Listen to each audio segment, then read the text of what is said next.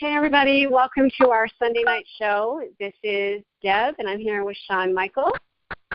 Hello, one percenters. Excellent. And today is our January 24th, 2016 show. That's our U.S. date. And if you are here for the Let's Talk GCR RV and the Great Shift with Deb and Sean, then you're in the right place.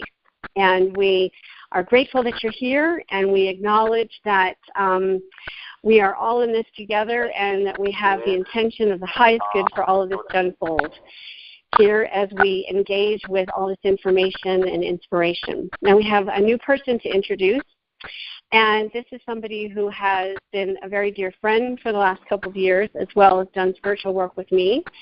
And she is jumping in to work with you guys as we open up the Q&A.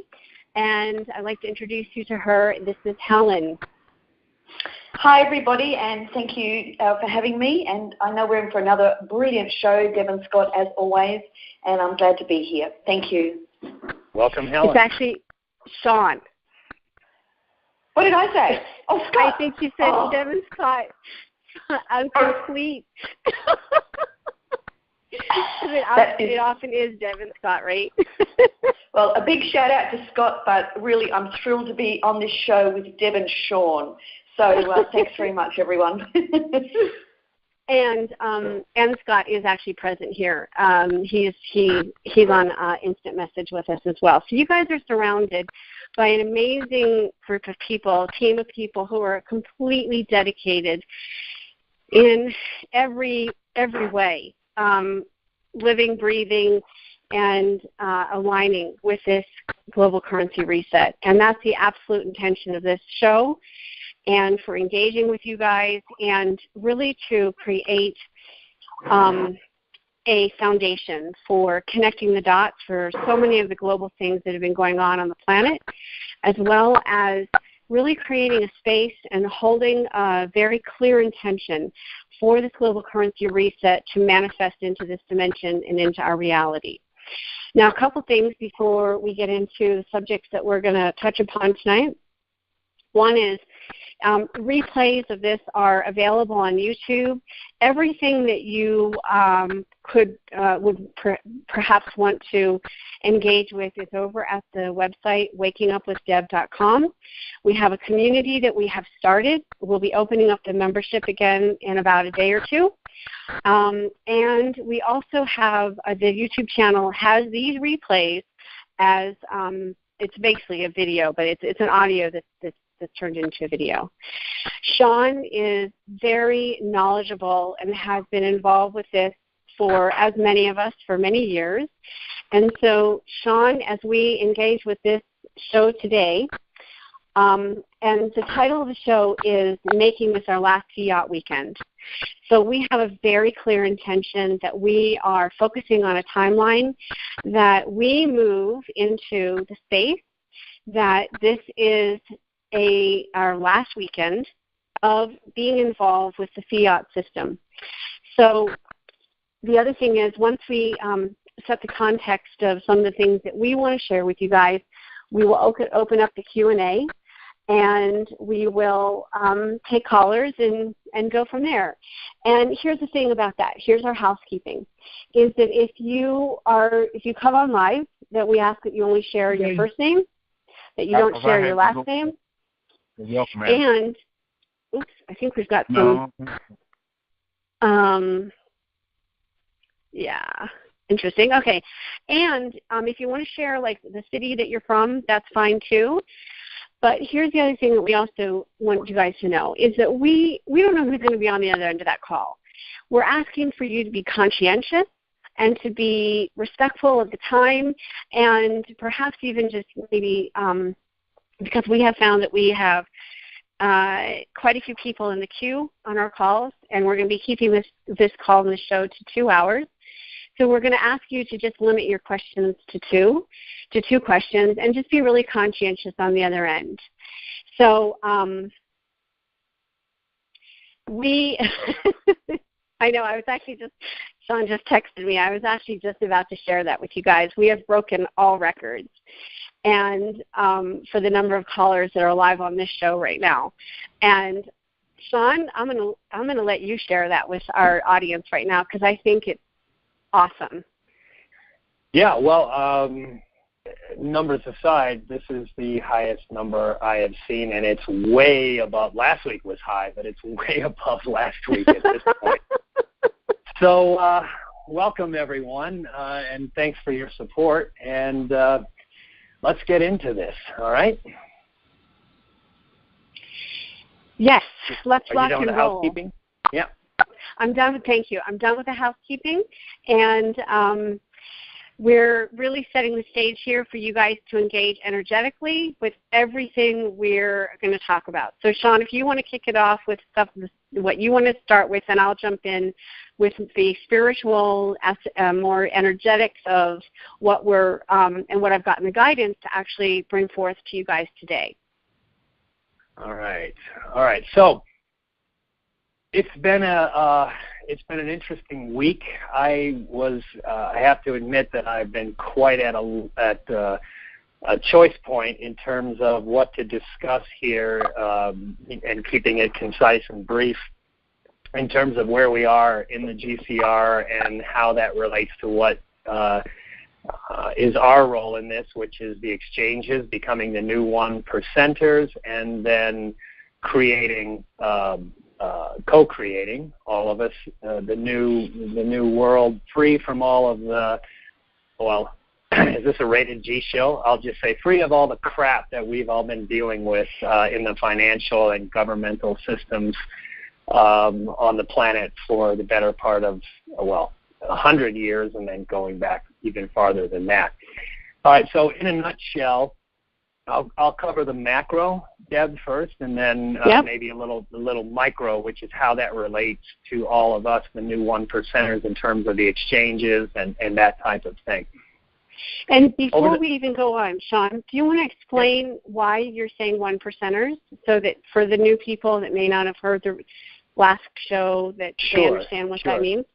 Yeah, I'm fully in resonance with the phrase we kind of started using last week, that we are the new 1%ers. Of course, today in the Fiat currency world, we all know who the 1%ers are as we continue to watch reports in the mainstream media and business sites where the top 1% of persons in the world appear to be accumulating greater and greater portions. So it's like the top 1% owns like 78 or 82% of the world's resources and wealth, right? So that's all going to be dismantled in short order. I'm not saying being wealthy is a bad thing. It's just how much is enough and how much can be manipulated. So I believe, we are the new 1%ers in the coming shift. And when the Fiat system is dismantled, as well as some of the, we also talk about the sovereignty area and, particularly for the U.S., the new republic, going back to the organic constitution, which has always been there, but it's not being used right now. So I like the vibration of saying we are the new 1%ers, and we're going to be the ones responsible for creating the new world that we foresee. So I think that covered that. Yeah. Anything else? Okay. All right, so let me jump in. There's two main, in the macroeconomic or macro GCR situation, we have let's see, I've been following very closely two key things. Why oil has plummeted. We all know oil has been going down. It hit a new low, I think a new 10-year low, or maybe more than that, reaching, $27 and change over this past week per barrel. And it ticked up a little bit on Friday, but I don't follow, one day after, one day to day kind of looking at that. It's the trend we want to see. And then, so the oil issue and how that relates to the GCR, and then also interconnected with that, we are watching the pegging, currency pegging, which to the dollar. So many may or may not know that a lot of currencies around the world, particularly in emerging markets, are pegged, their currencies are either pegged to the U.S. dollar or they're pegged to the euro, or more and more now looking at pegging. If you're in Asia, you're pegged to the Chinese yuan or the Hong Kong dollar, something of that nature. So we're following those two key things in the macro. The trends are blatantly obvious. This beginning of this year, the month of January 2016, has been the worst month, beginning of the year, January, of any year in recorded history in terms of markets going into what I like to call a soft crash globally, and also look at the price of commodities, imploding, particularly oil and that type of thing. So let's just connect real quick. I'm not here to do lessons in economics or anything like that. However, many are wondering why the price of oil is important in this, and why has it been going down. From the info and the research I've done and the opinion that I've formed is that the price of oil is a key component of the overall architectural plan of the global currency reset. In that is what is one of the key things related to oil that that's inside of the fiat system. That would be the petrodollar. And for many years, and shortly after World War II, all oil transactions have to be reconciled in U.S. dollars, right? And the main supporter of that has always been Saudi Arabia, aligned with the U.S. So as the price of oil continues to drop, it has a major effect on currencies, right? So that's where we get into the currency pegging issue. And as we've seen over these last 4 weeks, and particularly what's beginning to be talked about publicly, is how the low price of oil is putting massive amounts of pressure on the countries that have their currencies pegged to the U.S. dollar. All right. So in a nutshell, what happens is the weaker the price of oil becomes, and if your currency is pegged to the U.S. dollar, in essence, you need to, in order to support that peg, if your economy, and particularly in the Middle East, and even to some extent, we've seen the Russian ruble reach historic all-time, never-in-history lows against the U.S. dollar this week. Russia's a big oil-dependent country, exporter. So how's all this connected? The bottom line is the weaker oil gets, the more countries are being forced to look at their peg to the U.S. dollar. The more they're being forced to reconsider how much longer are we going to continue to use the petrodollar. And this is a fundamental backbone, underpinning, critical component of the entire fiat currency system. I don't want to split hairs in the economic theory behind that, but from a macro level, these things are all deeply interconnected. And as we look for evidence of the dismantling of the fiat system and the emergence of the global currency reset unfolding right before our eyes, even very, I don't know if it's surprisingly or not, but you're seeing it in the mainstream media and all of that, which is great to see, is that the pressure is now tremendous on the dollar, the petrodollar, and countries looking to decouple their currencies from those two components, their economies or their currency. It's just becoming impossible for countries to maintain a peg as the dollar continues to get stronger and the price of oil continues to weaken. Bottom line, I believe that is an underpinning component of the plan of the architects of the GCR to bring this to bear. And, of course, the follow-on ramification or effect of this oil and currency peg situation plays out in the global markets, whether it plays out through investor fear or whether it plays out through conservatism, flight to cash and out of equities, which would be stocks. We're seeing just all of these major components of the fiat system, the system that is manipulated beyond belief, to the point where I believe that many of the key countries involved can no longer withstand the manipulation, and actually the markets can't be manipulated much further. It's imploding all around us, and I think the evidence is there. So that's the macro. we've seen a lot of great news regarding the dismantling of the Fiat system come out this week. On the micro level, how does that relate to where we are? All right. For those who are maybe first-time listeners, I have two major sides or components of the exchange process or the RV of currencies, which are included in the global currency reset, and that's probably what is important to a lot of us, I would think. And so the public side is playing out. I have two things. There's the public side, and then there's the private side. I have long been a staunch supporter that most, if not all, of the what I would call the high-value currency exchanges are all going to be private transactions. Whether you're in a high-level private placement group, obviously those are private, by definition, private placement group, all right, and at the high level, or the historic bond platform redemption, bond redemption level. These are all highly private, high-level types of transactions. They're covered under NDAs and that have been signed a long time ago. And that's unfolding. And so as we continue to see at the macro level this public showing of how the global economies are shifting and starting to move away from the fiat system or being part of the dismantling, on the micro level, the private exchange process, which I believe carries all the way down to groups like General 64, Wells Fargo, Internet Group, if you're invited to exchange at an exchange center, you're making a private appointment, and thereby, I believe, by default, that means you're executing a private transaction. So are the public macro kind of movements we see in the markets and oil and currencies directly related to the private side of the exchanges? Yes, but I believe loosely.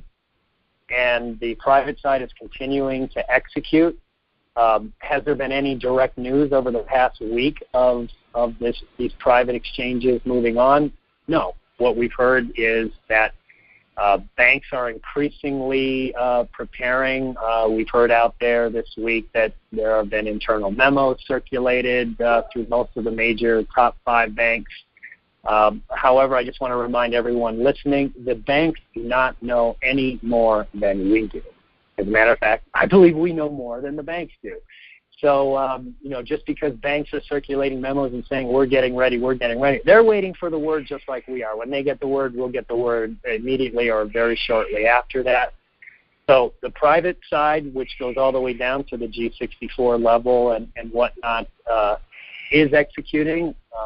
The blackout or the lack of direct back channel information continues. There's really very little. There is activity at the high-level private placement group and bond platform level, but that is private and it can't be discussed, but that is where the whole thing starts for us. I'll just conclude, Deb, with saying that I think one of the reasons we selected this is our final weekend in the Fiat system is if you want to read into that title, we're actually seeing some pretty strong reasons why this week in particular, the last week of January, is kind of like the seminal moment, right? And I continue to have information that supports that. But as always, it ain't over till it's over, but it's, I don't know, it's pretty compelling at this point, and so I'm all for sticking with this is our last weekend, as we as the new 1%ers will have to be living within that fiat system, whether the public side shifts immediately coming into February, or whether that unfolds, kind of in a week-by-week basis. But many things will be in the background, and many things will be operating as though the fiat system is dismantled. But when it actually becomes public knowledge, that's probably one of the biggest question marks that I don't think anyone has a direct answer. That's the big mystery. When will the public actually hear that? Well, we'll see. Time will tell. That's probably about as far as I can go for this week. Right.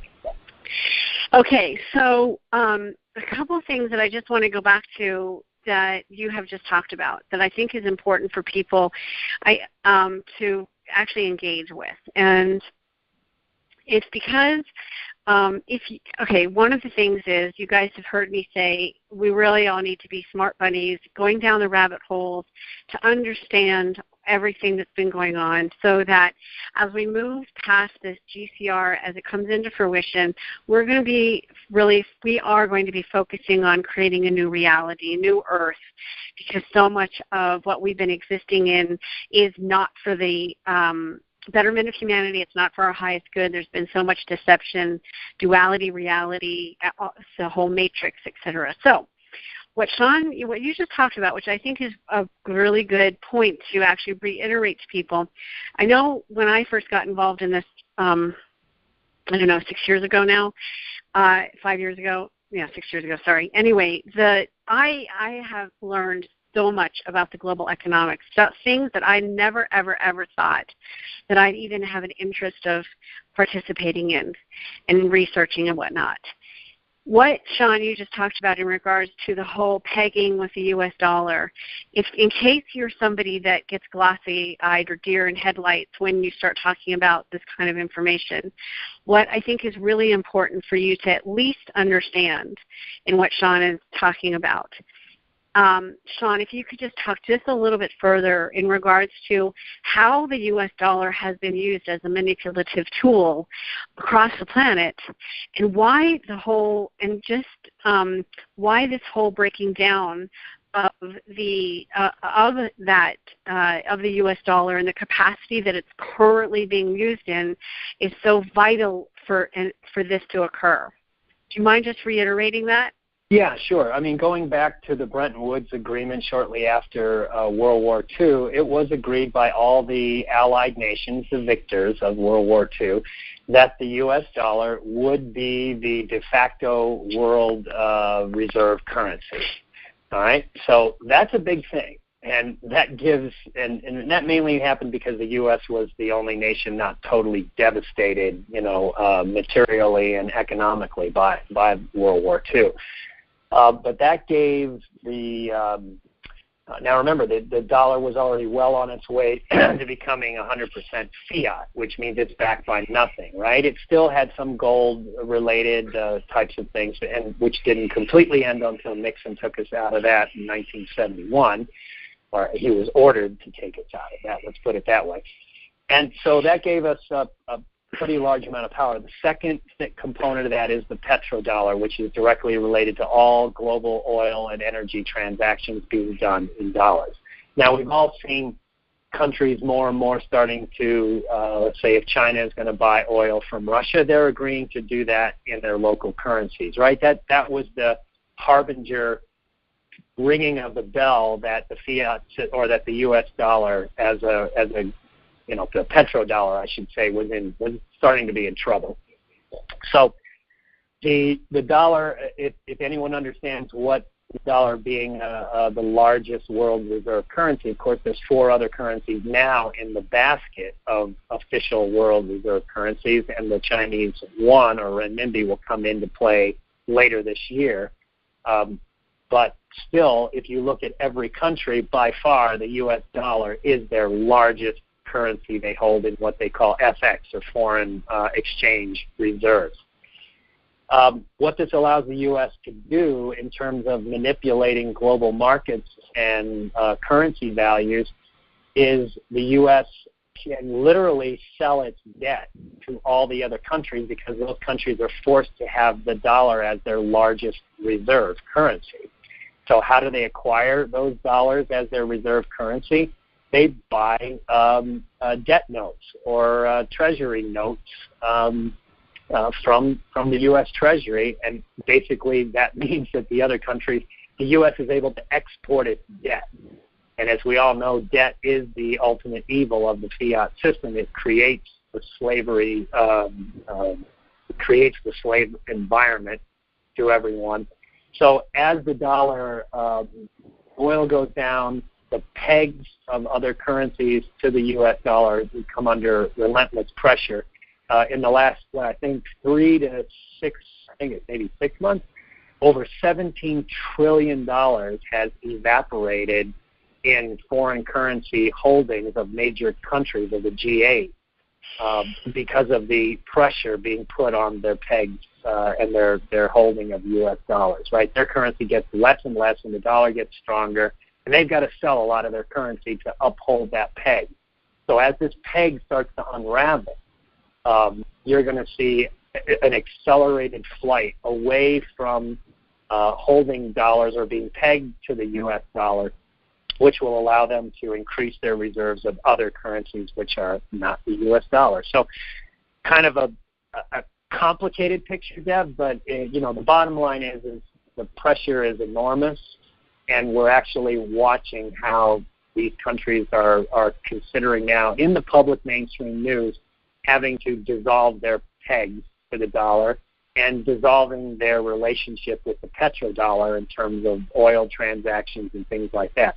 Plus, a side note that's worth mentioning is look at the Middle Eastern nations that are nearly 80%, 90% dependent on oil as their number one economic engine. And with oil being down around $30 a barrel, their budgets are just gone. And the only way that they can maintain some form of liquidity is they've got to manipulate their currency price. They've got to lower the value of their currency, and they can't do that because they're pegged to the dollar. So all of this is connected, and it's a simplistic view I'm giving, I know, but it's just very exciting to watch this happen, and I think that's really all people need to take away from the kind of macroeconomic picture.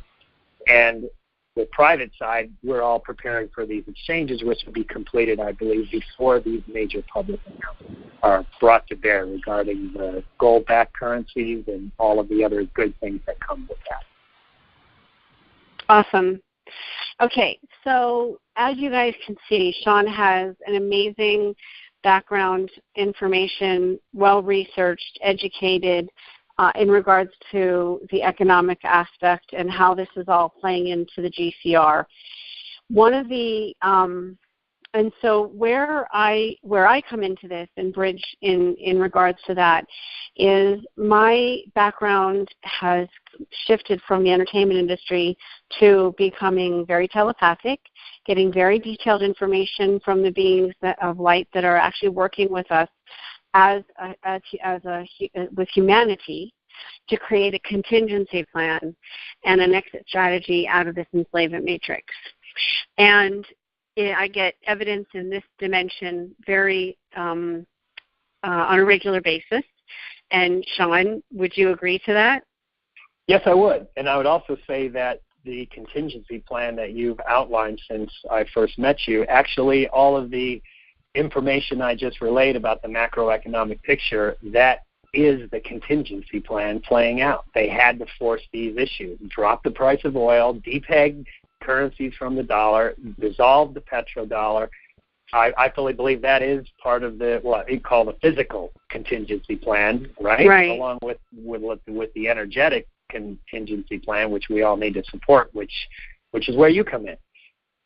And so that's the guidance I have for tonight's show, is to actually now start bridging you as the audience, you as the engagers with this information, with that contingency plan, because we're at a situation in our evolution where we have been stymied, stopped. There's been a very effective designed assault against our Great Awakening, and the 9/11 situation completely shifted the global currency accounts and all the prosperity programs. We've talked about this in prior shows. So if you want to get a little bit more in-depth information about that, please go check out our replays. What's important at this time as we engage now with this tipping point that we're at on the planet, and we are at a tipping point, and the tipping point that we are seeing now is the evidence of us being at in the transition of moving out of the enslavement matrix, or if you want to refer to it as the duality reality, but that we each are in a position now where we're at choice point, And everything that we are being guided to actually focus on is that we are on the post-GCR experience of this situation. One of the things I was getting the guidance to just touch upon is that if you guys have been involved with this GCR for the last couple of years, or you wouldn't even have to be for a couple of years, it's been a roller coaster, right? Not only has it been an emotional roller coaster, but it's been a roller coaster of hearing the information, the intel, seeing partial elements of intel or evidence, I should say, of this is done, that's done, this announcement was made. How many of you have actually gone to sleep thinking, I'm going to wake up tomorrow and things are going to have shifted with the finances? I started getting information back in the end of December 2010 into the beginning of January 2011 that alerted me to what I now refer to as timelines. I'm just going to pose this as an invitation and a rhetorical question for the moment. What if this GCR, and it only started with the dinar back when I think many of us found out about it in 2010. What if there have been different timelines that this GCR or the revaluations have actually occurred? But in those, and I'm going to call them parallel realities or experiences or timelines, it actually didn't unfold for the betterment of humanity. What if we have been working multidimensionally, many of us, to actually get it right, and that we held off in having the finale of experience so that we could align with a timeline that this GCR would be effective only when it was aligned with the highest divine alignment for the betterment of humanity. So as you go through your days this week, because as many of you know, Sean and I are literally in Reno. We have come here and are staying with friends and have done a lot of energy work here, as well as Scott and Helen, and another person has been involved with us as well, because this is an epicenter and we're holding the field for this to be the pivotal transformation, geographical location for transformation and transition. So what I'm asking for you guys to do, and I also want to just touch upon this 1%er. The reason I started talking about the 1%er last week is because we're so upside down on the planet right now that the elite that we all refer to as the 1%ers are focused on control. We, as the next evolving 1%ers, are here to focus on humanitarian projects and for the evolution of our entire planet and for humanity. And so what we are focusing on and intending, because I just want to remind you guys, we are creator beings. We are here to create reality, and a lot of that has been shut down. Those of you that are familiar with law of attraction and different things, how many of you have experienced prior to 9/11, you were able to manifest at a much better or easier with grace and ease than you are now? And those of you that really aren't maybe necessarily spiritual or think maybe this is a bunch of woo-woo crap or whatever, you can definitely have your experience and your opinion, and I'm just asking you to actually suspend some of that. If you are engaged in judgment or not openness, I'm going to ask you just to suspend any of the disbeliefs you may have, because quite honestly, we actually, with the work that we're doing, are having evidence show up, and have been, and the work that I've been doing for the last several years definitely have been calling forth, and we call forth for evidence in this dimension. So as we go through the rest of the show, and I'm actually going to say, let's open up the, Helen, you want to open up the Q&A? So you guys that want to get into the Q&A, you're going to do a *6. So my invitation, and our invitation for you guys now, is to engage with us as you are at cause. This tipping point is where we needed to be. In order to dismantle that old paradigm and the old systems, we needed in the 3D this much to occur in order for us to come in, swoop in, and activate and anchor another energy field, timeline, reality that this GCR is done. And we are the ones that are here to manifest that into a reality with our thoughts generating and creating, and our heart's desires generating and creating this into actual fruition. So that is that's the key thing at this point, that you are seeing even in your dream time, in your daily activities, as you're perhaps making dinner or washing dishes or doing your daily activity, driving to the store, that you're actually engaging with in a very intention, very clear, focused creation, that this GCR is aligned with the betterment for humanity and that it's done. And stay the course, because all we can say at this point is the evidence is showing up, and we're very, very close. Sean, do you want to add anything to that? Yeah, I would just say that what you're referring to in terms of multiple timelines or multiple possibilities and dimensions, I would say it's not woo-woo crap, as you humorously put it. That's this fact, all right? I don't think anybody out there who studies quantum mechanics, physics, theory of relativity, all of those types of things,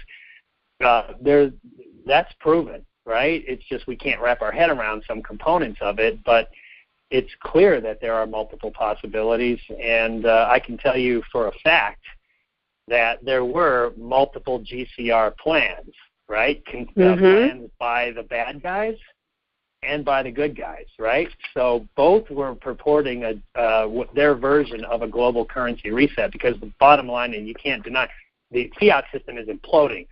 No country can pay back its debt, right? It's impossible. It's just a spiral. And so there needs to be a solution. However, there was a good guy plan and a bad guy plan, or multiple versions of each. So being on the timeline for the GCR happening and the possibility, or the all possibilities existing in one moment of time, are absolutely real, and the way this is unfolded is, I believe the good guys have won, and this is unfolding exactly for the highest good of humanity, and for us as the new 1%ers to carry this forward and create what the world we all want, away from that. So I agree with what you're saying 1,000% regarding the multiple timelines and contingencies. Awesome. And the thing that I want to add to that, and we talk about the macrocosm and we talk about the microcosm, because it's really important for us as we engage with our reality that we understand the role we each play in creating the macrocosm, and it's also important for us to understand how the macrocosm is even affecting our daily life. So that's why you'll hear Sean and I go back and forth between macro and micro. So I was talking to somebody about this whole timeline thing earlier today, and I said, here's an example how you could relate to, because she was saying, like, well, what do you mean timeline? And I said, well, here's an example of how you could look at this just in your personal life. Every moment we make a choice of how we're engaging with our daily activity, or even our relationships especially, right? What job you choose, which relationship you choose to be in, and you're creating a timeline on that. Every choice you make is creating, especially big choices, let's say, you're creating a timeline. Yep, and I wanted trajectory. Yep. A trajectory, exactly. And actually, Scott reminded me, I'm remembering right now, he reminded me, he said, if you're going to talk about this timeline, then you should talk about the history of it. So let me just give you a brief history. Back in June of 2014, when Scott and I were being guided to start working with a timeline, what we were told is to actually look at it as like a track, a train track. They said, our guide said, just give it a number. In fact, I'm just going to share with you what I've finally shared for the first time ever in the public, in the community, actually, that we've created. Track, so please hold this in your consciousness, because the track that we created for the trajectory of the GCR to be aligned with the betterment of humanity is called Track 133. So that is the track, just like a train track, that we started activating and anchoring for this reality to manifest. So, and I'm just going to say there's different elements, which I won't get into right now as far as details, where we focus on different headlines for details in the macrocosm and even in the microcosm of our daily lives. So how we are to look at this, what the guidance is that you've got to be very clear about your trajectory. You've got to be very clear about your intention.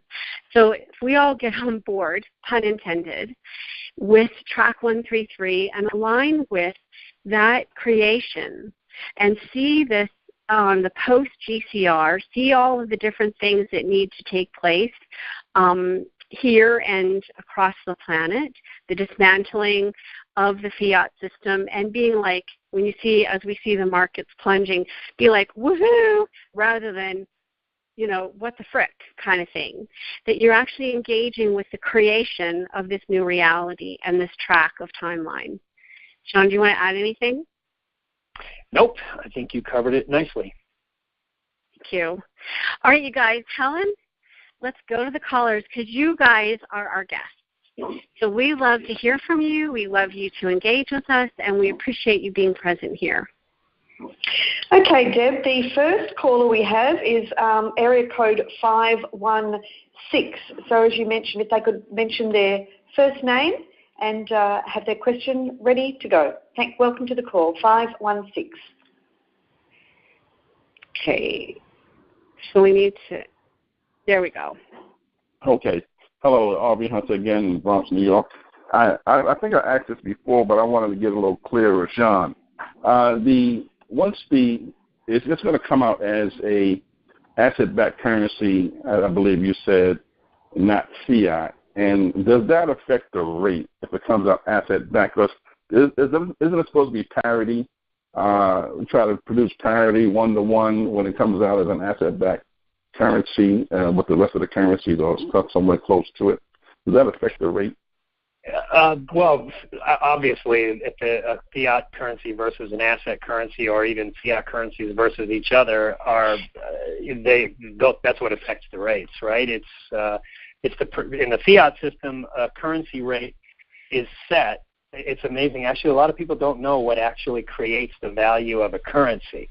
A lot of people default and assume that the value of a currency is a function of the strength of a country's economy, of a sovereign nation's economy. Well, you can find examples of very strong economies on a per capita basis around the world whose currencies are nowhere near as high as valued as, against the U.S. dollar. And then there's other countries which are kind of the same economically, which are higher valued than the U.S. dollar.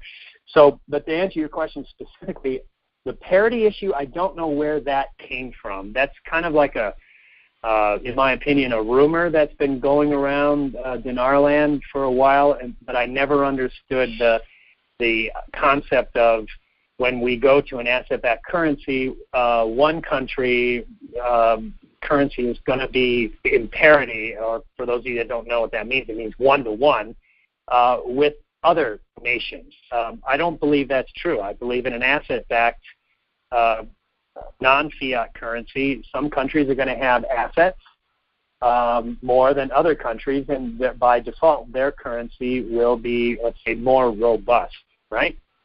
So clearly, to answer your question, the key is when will the exchanges take place? And if they're on the private side, that means they'll take place before any public announcements, or they'll be completing or executing at the time. Nobody really knows the timing of the private versus the public and when that will come out. However, I'm a staunch believer, from the information I have and the research I've done, that all of these exchanges that we're involved with where the rates are pretty high, right, with certain currencies, these are all based on forward rate agreements, all right? You can look that up, Google it, you go to Investopedia, whatever, and you'll see exactly what that is. It's when a price of two commodities or a price of two items is agreed to based on a future value of one of those commodities, right? So if we look at right now, if we exchange starting tomorrow, for instance, tomorrow we wake up, I doubt there's going to be headlines all over the news saying the U.S. dollar is now gold-backed, right? But if we start exchanging tomorrow, what are we exchanging into? A lot of people are concerned whether it's going to be fiat dollars, I'm speaking of the U.S., whether it's going to be fiat dollars or will it be gold-backed dollars. I say it doesn't matter because a dollar is a dollar to me, and if when the public side happens and it's all announced that the major currencies of the world are 180 plus currencies and now asset/gold backed, that'll be what it is. But our exchanges will happen in front of that based on forward rate agreements. So I think that answered your question. I am not concerned whether my exchange is in fiat dollars or gold backed. If I were to go to an exchange tomorrow and I ask that of my exchange officer at the exchange center, I highly doubt he'll even know what I'm talking about, right? So, but I'm going to exchange anyway because this whole system was designed to transition one way or the other. So I don't think if I exchange tomorrow and then a week from now it's public that the U.S. dollar and all currencies are gold back, is my currency I just exchanged into totally worthless? I talked about this in detail last week. That makes absolutely no sense, right? That a currency is going to be completely worthless, and what we exchange tomorrow, and if it changed to gold back next week, the dollar will become gold back, just like it became non-gold back and completed in 1971. But we didn't notice as citizens, we didn't notice the difference, right? So that's the position I will maintain. Could I be wrong? Yep. But I'm going to maintain that because I've not had anyone able to convince me otherwise, even though there's been some good information regarding that. It still doesn't hold water as far as, taking out the U.S. dollar and its fiat, and now all of a sudden it's worthless, and what we exchange and all of that. So we're going to exchange early, ahead of the public, and that's where we're going to get the value from. In a post-gold-backed world, I think you'll see the gold-backed U.S. dollar will not be, say, $3.71 to the Iraqi gold-backed Iraqi dinar. I don't believe that will be the case publicly. Okay, I thank you for your answer. Okay. Bye-bye. Thank you. And our next caller is area code 918. That's area code 918.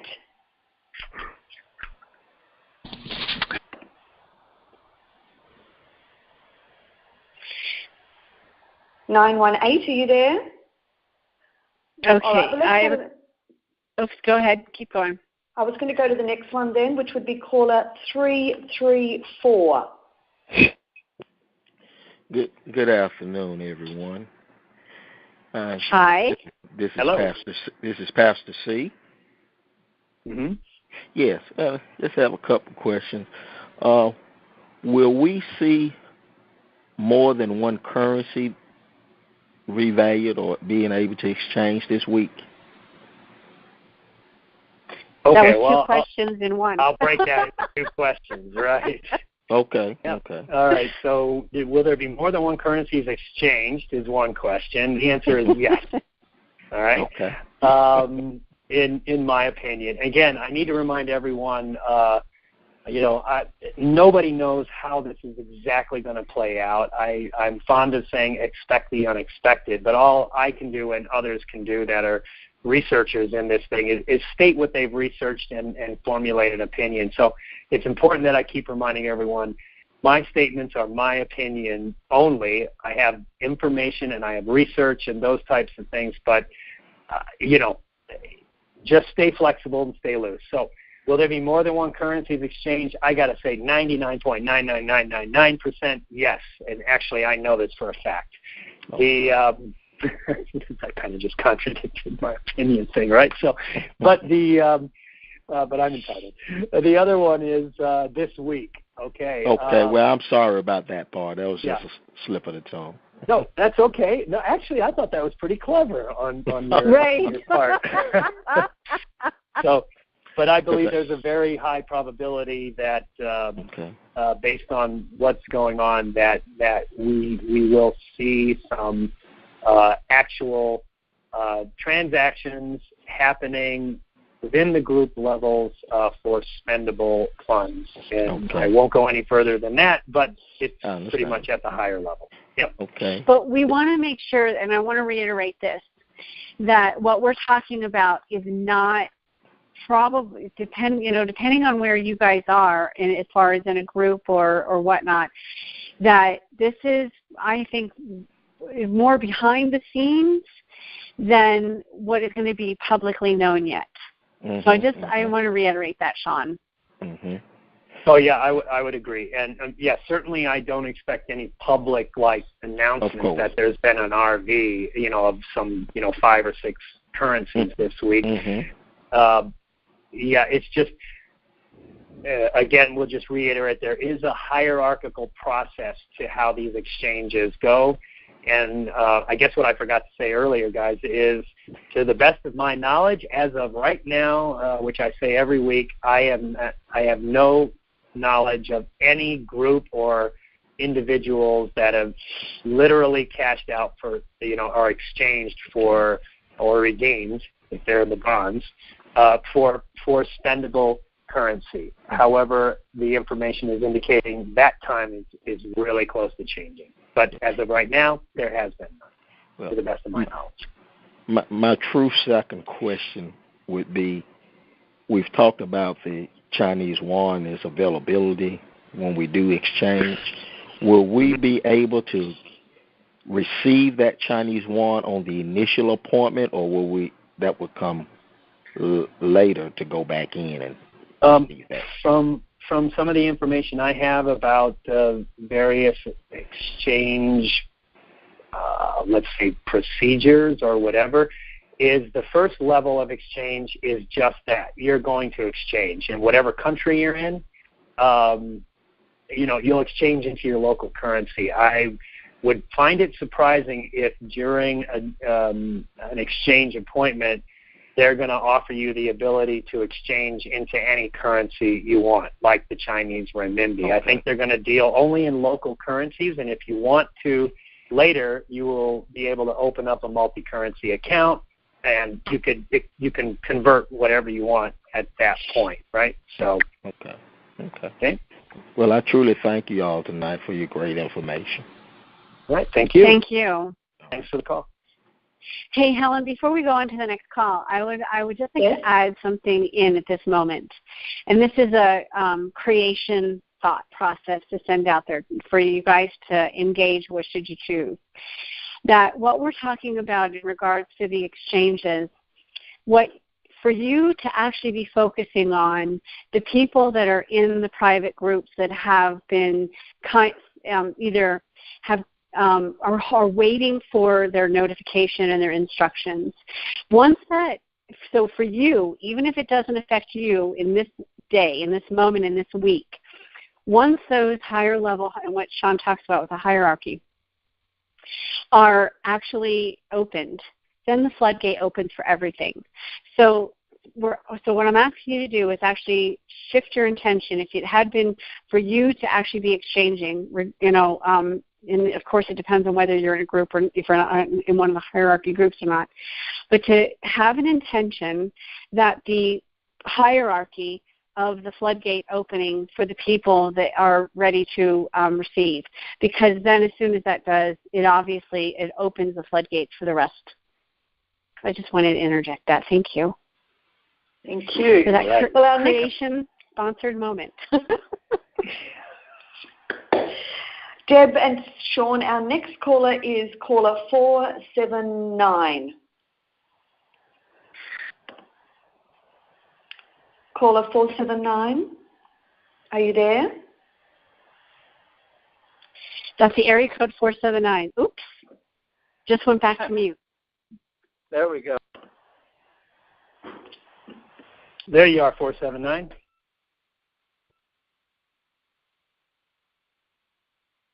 Nope, looks like we've lost them. Shall I move on? Yeah, you know what? Here's my suggestion. Why don't you go to the bottom of the queue and try. Lovely. Let's mix it up a little bit.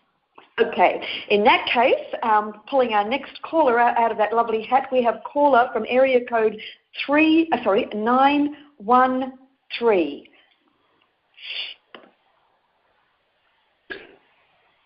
Are you there, area code 913? Well, this is interesting. Well, Deb, I am going to move right along and go right here to caller area code 281.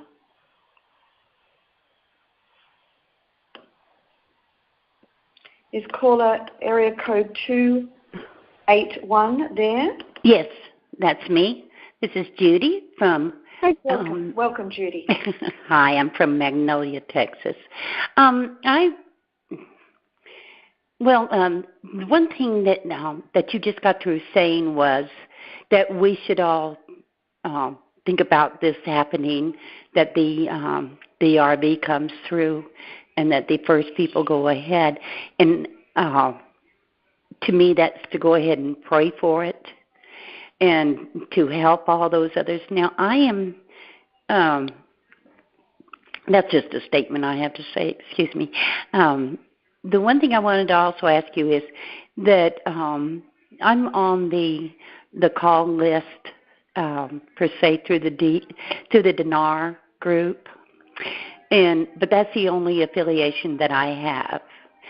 Will I still have to wait?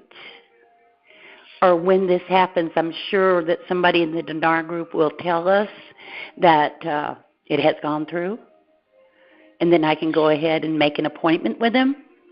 Yes, Judy, are you referring to when you say you're on a list, are you referring to... I'm on the call list, the big call. Okay. All right. So, yeah, if clearly the big call, I believe that's Bruce, right? Right. When there are many sites like that, people who are hooked in and connected with groups or group information, and I'm specifically talking about like the G64 Wells Fargo Internet group. That's the broadest level group. When that appointment information comes out, although I've heard that it's not allowed to be publicly on a public website, you can't post that information, so it's like it won't be right there on a website and you can see it. However, if you're on a list of one of these groups, or whether it's Dinar recaps or something of that nature, if you're on an email distribution list, the invitation should be able to be put out that way by private email and email blast, right? Because you're getting kind of like emails every day or every other day from these sites anyway. Or it can be put out on a call, a private call, right? Like, about someone says, hey, we're going to have a call, and I've got the information, right? So, but what I do know is that it's highly unlikely that you're going to be able to go to a website, public website, and see whether it's an 800 number or what, that type of thing. I don't think that's allowed to be done. But if you're on a list, an email distribution list, you should be okay. Of course, nobody knows, but from the way I understand the process, depending on which level you are, whether it's G64 or the general Internet, and whether they're splitting those two groups up, nobody knows, and one goes before the other, or they kind of do that. I believe that if you're paying attention in Dinar land on the boards and the calls, and you're on email update lists, I think it's going to be pretty viral within Dinar land. So I don't think I think you're good. I think you're okay. All right. I just thank y'all very much, and thank you for clarifying that for me. God bless you all. Thank you. All right, thank you. All right, Deb, we're going to take our next caller, and that caller is from area code 916. Okay, hold on. Wait, either we're having technical. Hello, can you hear me? There we go. Somehow she went into mute land. Greetings. How are you? Hi. Fabulous. How are you? Wonderful, wonderful. Deb, Sean, how in the world are you? I'm impatient, actually. But other well, than hey, that, listen. I'm really good. Oh, wonderful. Listen, I wanted to make two comments, and then I have a question. The first thing is because I know that you all are well aware of the $279 trillion lien that Anna Maria Rietzinger has going on, and that as of last week, I believe it was on the 17th, that lien became the 15th. That lien became a perfected security interest lien. Now, here's what I have been bouncing around in my head, because I know that there are a lot of people who have been injured, a lot of people who have been damaged by these banksters and all of the agents and their agencies. I have been bouncing around in my head the idea that what if we were to get together a busload of people, and I'd love for you all to be in on this because I know I'm well aware of how this can be done. I know that lien it's secure now, and all we have to do is go and seize the property. I don't know if you all are familiar with a graphic, a cartoon that's circulating right now, but I'm looking right now at a cartoon that says all we have to do is stand up and their little game is over. And the cartoon has a board game with all of the banksters sitting around it, and the board game is actually being held on the backs of all of the people who have been trodden over, downtrodden, and taken advantage of. That board game that picture speaks volumes. And what I'm suggesting is that we take what Anna Maria has done for us, because she has already secured the lien, $209 trillion liens, and all we have to do is stand up and take what right belongs to us, seize the property. Now, I mentioned that, well aware to do that. What I'd like to do, I'd love for someone to be in agreement with me on the bandwagon, a bus people to get what it's going to require is for us to all be united. Now, I don't know if you all are familiar, Kevin. Hold on one second. There's some interference or noise going on. Definitely. Of course. Okay, so you're cutting in and out, and here's what I'm going to do, and our team here, just going to. Is that better? Hold on one second. I just want to intend, and our team knows what to do here, that any interference that's not in the highest good for this communication to occur gets cleared out. And that's a very short version of what we actually normally do.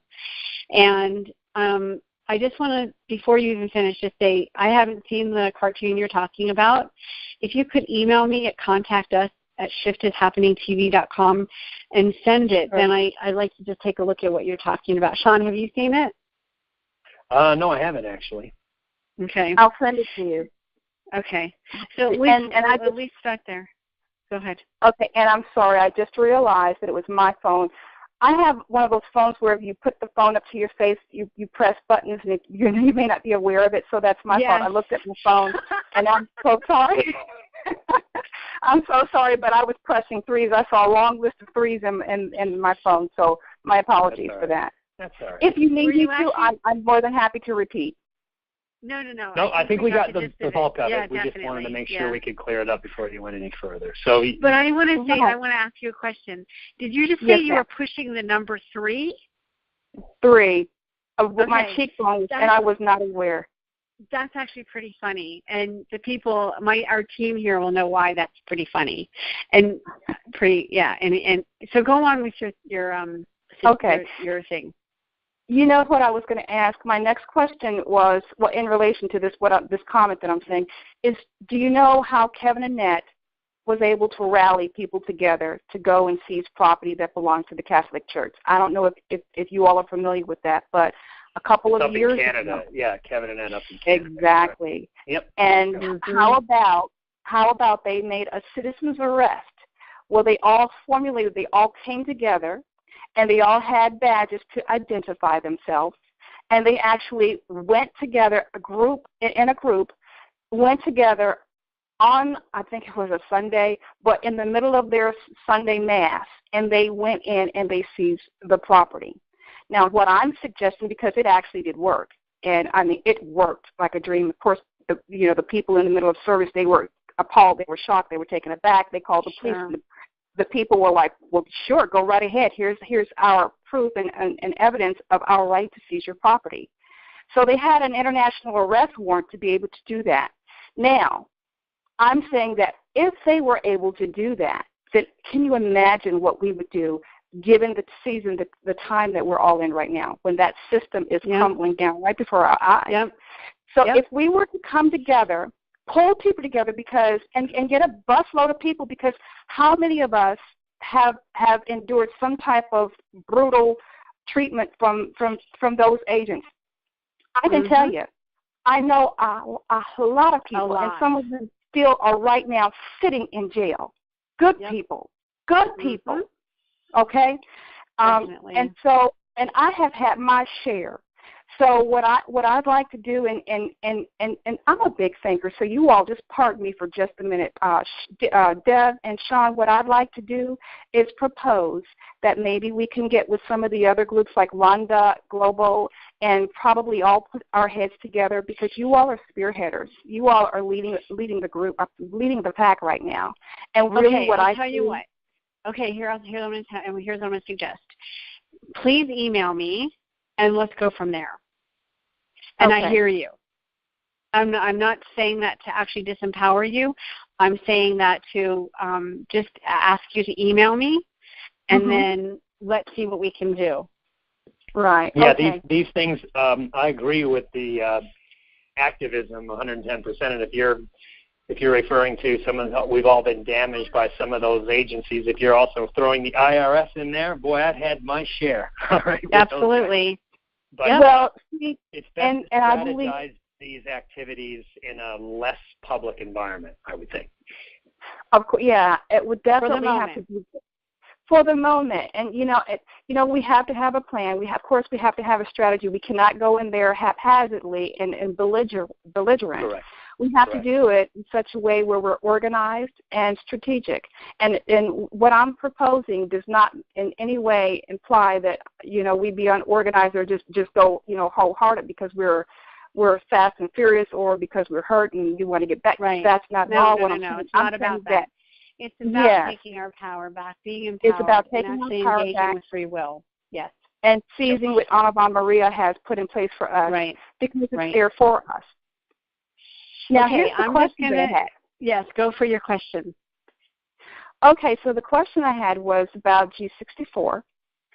I've listened to the past 4 or 5 of your calls. You all are wonderful. Can you please explain to me what G64 is? How do we determine what G64 is? Deb, you want that one? Well, one thing I will share, because I found out about it when it first started, which I believe was back in it was right around December 2011 into the first part of 2012. And it was basically created by 2 men. That one was General 64, that was his avatar handle in the Intel world, and this other gentleman by the name of Studley. Studley actually is no longer on the planet with us right now. And so what they did is they went to Wells Fargo and they started for the people who were quote unquote in dinar land. They started a group where they were creating and created basically contract rates, to the best of my knowledge, that people were they got onto the list. Now the thing is that there's been very little communication over the last year or two, and basically they're saying they won't communicate until there's actually something to communicate about. Mm-hmm. So you might be asking, how do I get on the General 64? And it's actually, I think it's called the group, but everyone really knows it as General 64.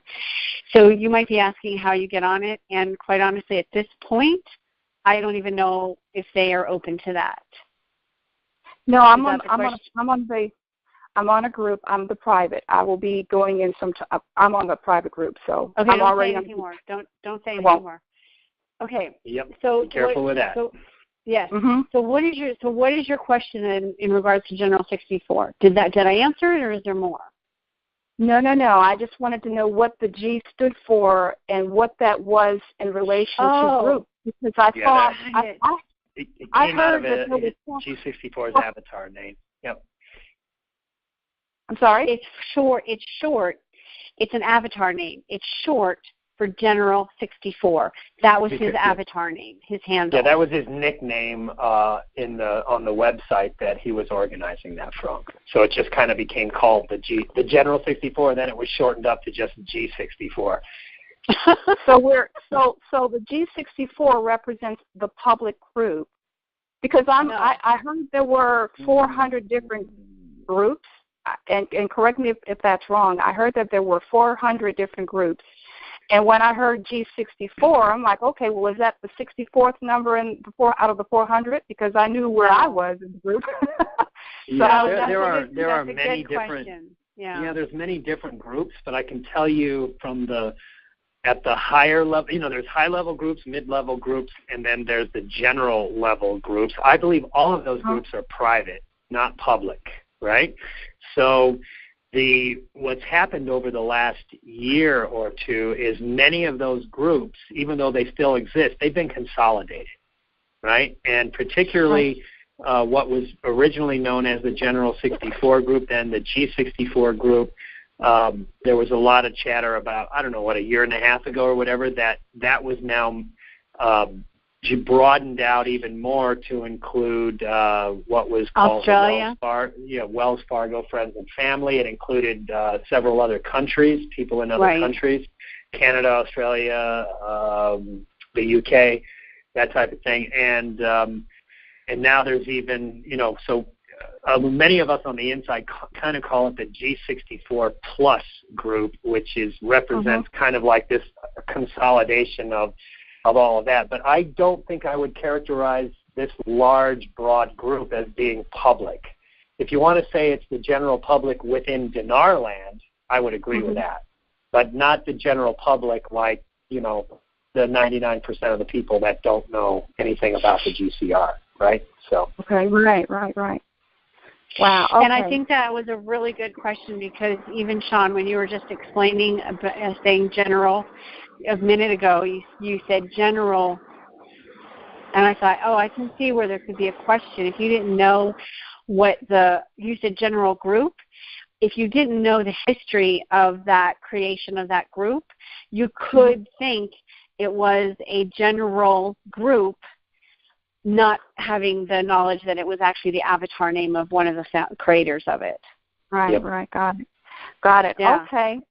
Okay. And, Sean, one of the responses that you had given one of the callers that called in, a couple callers before me, in regards to the currency being backed, well, I just wanted to just kind of put something out there that might help other people understand, and correct me if I'm wrong, but the gold-backed currencies, and the asset-backed currencies. My understanding is that the difference is we really would prefer, to have gold-backed currencies as opposed to asset-backed currency, because when you're talking about an asset-backed currency, we're talking about minerals, we're talking about oils, we're talking about gas. Natural resources. Yep. Those are the assets that they could utilize to back the currency. However, it is a far less superior type of way of backing the currency. The reason being is because I can see how certain people might come in there with corrupt minds and want to play with the value of that, which means that if the value of the minerals, the value of the oil, and the value of the gold is taken down, then we lose the value of the currency that's backed with those assets. So we would always want to go, and tell me if I'm wrong, but to me that's the logic behind an asset-backed currency and the gold-backed currency. So we would always want to go with the gold-backed currency because the gold never loses its values. We would want to prefer the asset-backed currency below the gold-backed currency. So that's just something that I hear that that's out there on the YouTube. William Mount goes into detail about how the government and the powers that be had intended to put asset-backed currency using those three assets to back the currency, and their goal was 10 days after the asset-backed currency comes out that they wanted to decrease the value of it by 10% after the first 2 weeks. And then by the end of April, they wanted to take the value down 50%. Right.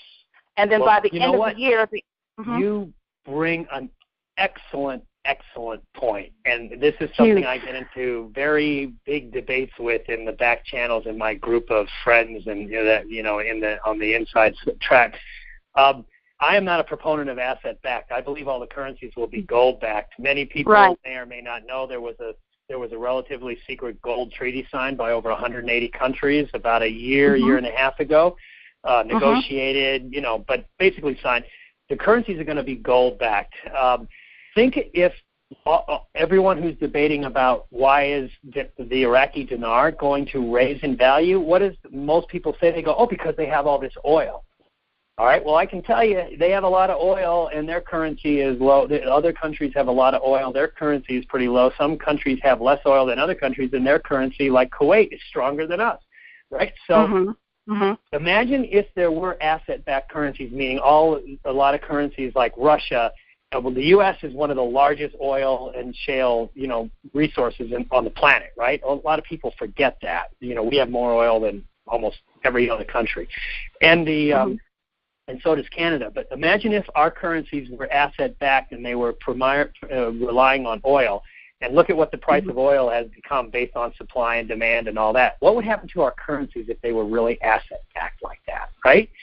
So I believe 100% you're right. I believe the asset-backed system was part of the bad guy plan. Yes, it was. They could manipulate the price of those commodities and those assets and take currencies and actually control the planet via their currencies, via the assets. So we do not want the asset back. Nope, we want gold back. And it is gold backed, and the Iraqi dinar will be valued based on gold backing. And I'm going to get a lot of crap about this tomorrow from some of my friends, but anyway, I'm sticking with that, and I believe and I appreciate so much that you brought that up, because clearly this is about gold-backed currencies, not about oil and minerals and not fiat. I don't want my currencies based on the raping of the planet, right? And that's just my greeniness coming out, right? So, good point. And most people don't realize that gold has been standard, has been steady, and it's really currencies as a value of gold, not gold as a value of currency. Most people say, gold is $1,100. No, it's not.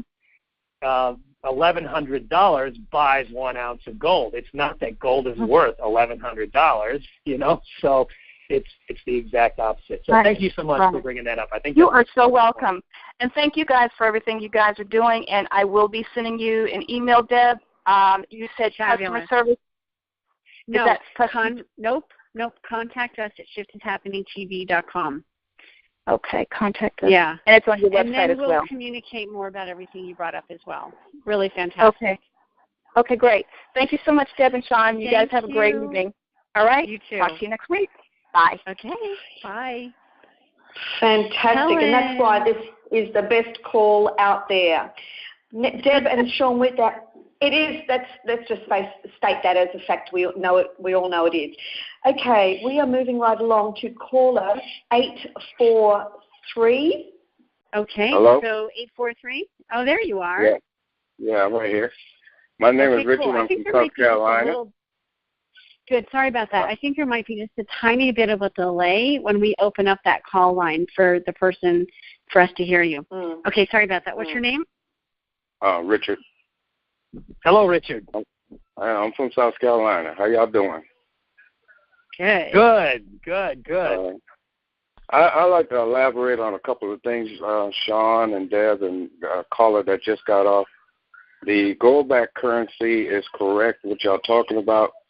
Actually, all the countries that having their currency revalue in this year, 2016, they have to purchase gold. As of right now, Iraq have 91 tons of gold, and everybody have to back their currency with gold. The oil and diamonds is not accepted. And the other thing I like to elaborate on, during the year of the Nixon era, when they actually took the gold back from our currency, that was for a good reason.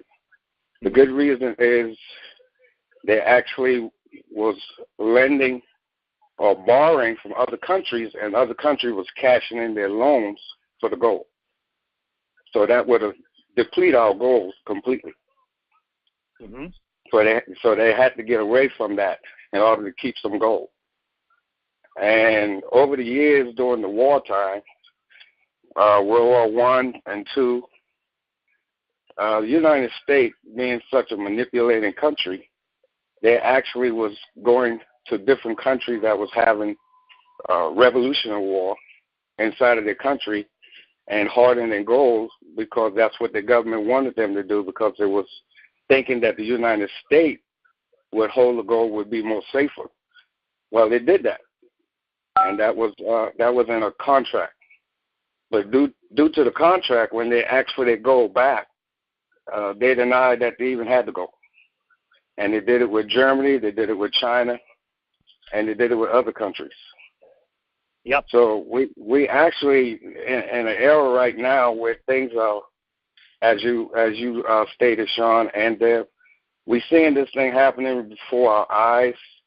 And for those who don't research and ask questions, yeah, they pretty much don't know what's going on. But at the end of the day, with calls like this that y'all having, is very educated for the people who don't want to do the research and educate themselves. This is a great help to them, especially for the millennium babies. So I'm a baby boomer, so I can say that.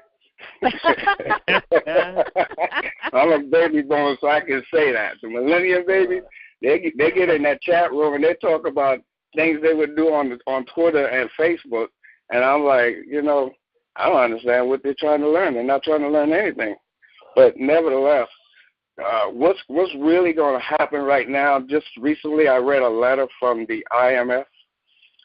This letter was, how would I say it? It was a letter to give instruction to Iraq how to actually bring their currency on the international market, because they're way behind.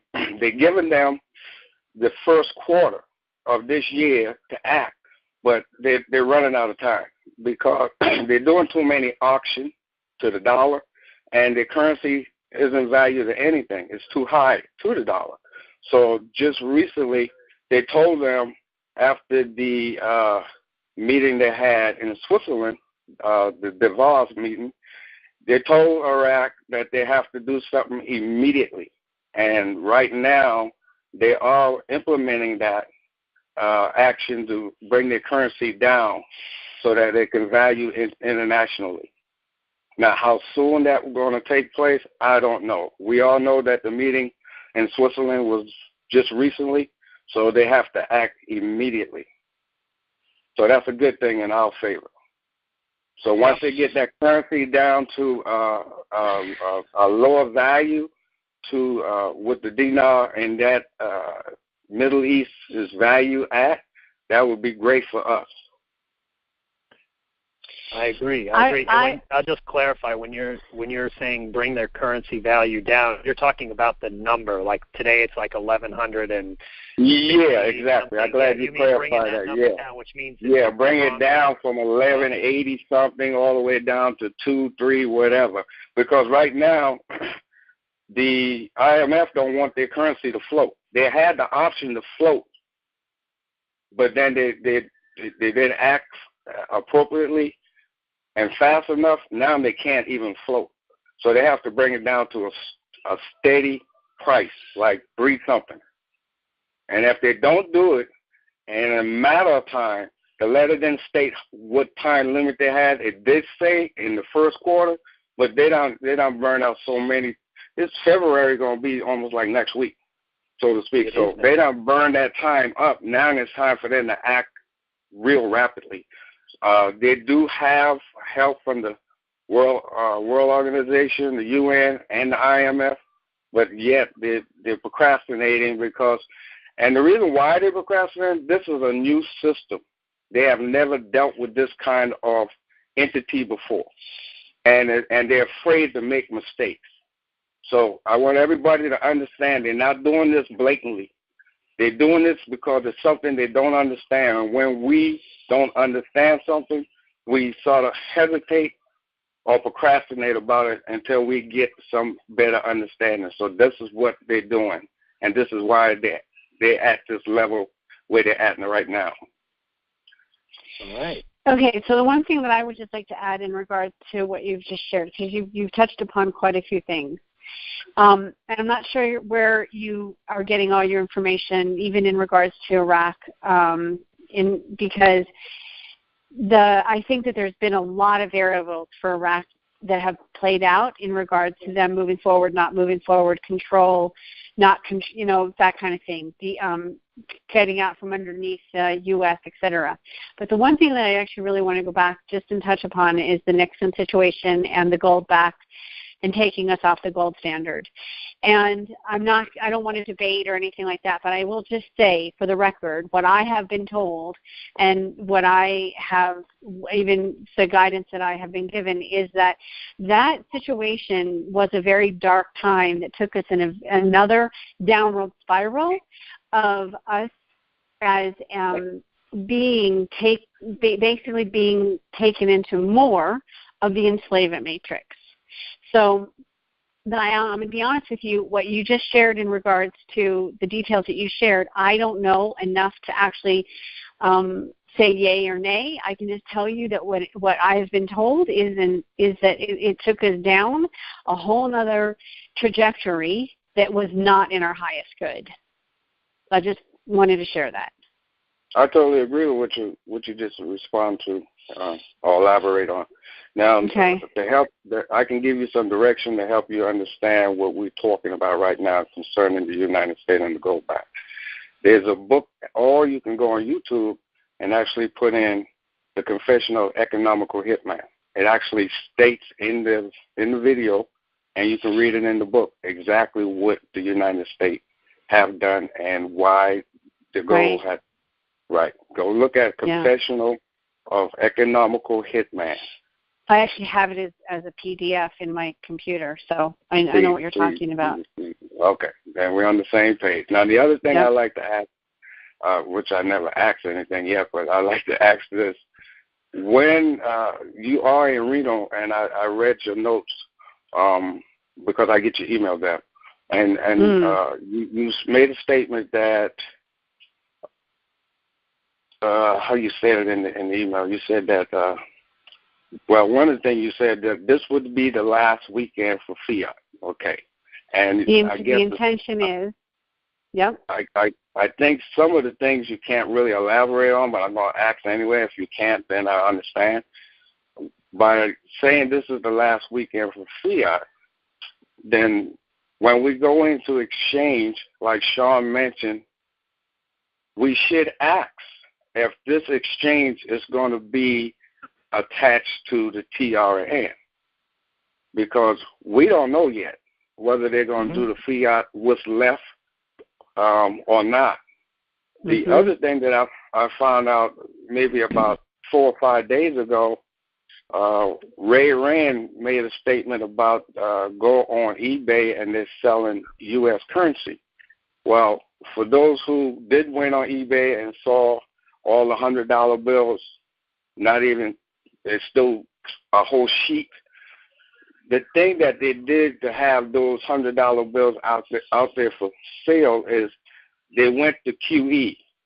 Okay, they started QE right after about 2010, quantitative easing. They printed trillions and trillions and trillions of dollars just so that the general public United States citizen won't know that our country was broke.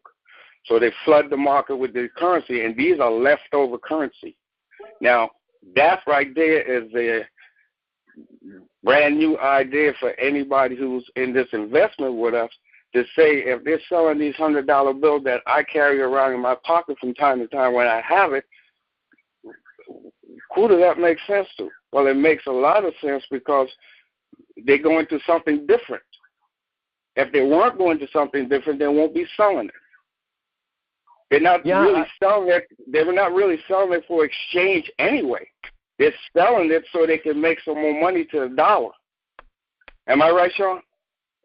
Well, yeah, I had two thoughts on that, the eBay situation. One, I'm like, what is this? Is the fiat system moving to eBay as a new form of selling off debt?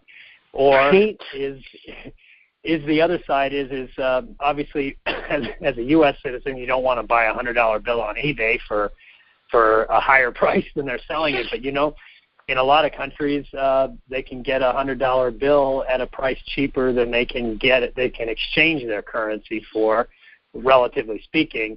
And it's almost like an emerging, I don't want to use the word black market, but it's an emerging market for people in other countries to get access to dollars for a better rate than they can in their own country. So, and also to address your question about I'm certainly not advocating that you do not ask at your exchange. Are these dollars I'm getting or whatever currency, are they gold backed or TRN or USN or whatnot? I'm saying that I don't believe that the person you're exchanging with is going to even know that, right? So you can ask, but the question is, if they say, we don't know, are you going to walk away from your exchange, right? That's the question. Yes, I agree with you on that. Yeah, we know way more than what they do. I mean, and I am not going to walk away from the exchange, whether they know or not know, right? Because I believe that the gold-backed dollar is going to underpin the current dollar, and everything will be according to that plan. But that's just me. That's my opinion, but that's what I'm actually going to do. And I did find out just recently, approximately maybe a week now, that a lot of these, if you want to level them from Tier 1, which is the big banks, to Tier 2 and 3, they really don't know the bank managers themselves. Because what I did, I actually opened up multiple accounts, so I wouldn't have all my eggs in one basket, and that's a great thing for everybody to think about doing. They don't know a lot about what's going on. They don't attend to these meetings like Wells Fargo and Chase them does, and they are competing for the currency to be exchanged at their branch. But at the same time, you're not going to get what Wells Fargo, Chase, and Bank of America can give you. These other banks, smaller banks like, I can't even call their name right now, I lost train of thought, but they don't know. Like PNC and Regions and that type of thing. Exactly, yeah. Yep. They don't know. They just jumped in the pool, and they don't even have a life jacket on, so to speak. Yeah, so they don't know. That aligns with the fact that I said I think we know more than the bankers do, right? So relying on the bank to be an indication of when our exchanges are going to start, I think that's kind of like a backwards way of looking at it, right? I don't think the banks know any more than we do. Well, and the other weird thing is that because the banks have really actually been the gatekeepers and the banksters have not wanted this to see the light of day, we're in a very precarious situation because they've kind of screwed the pooch. And they can't really talk about this with their employees because then their employees are going to go do what they would do, a smart person would do, and quit, right?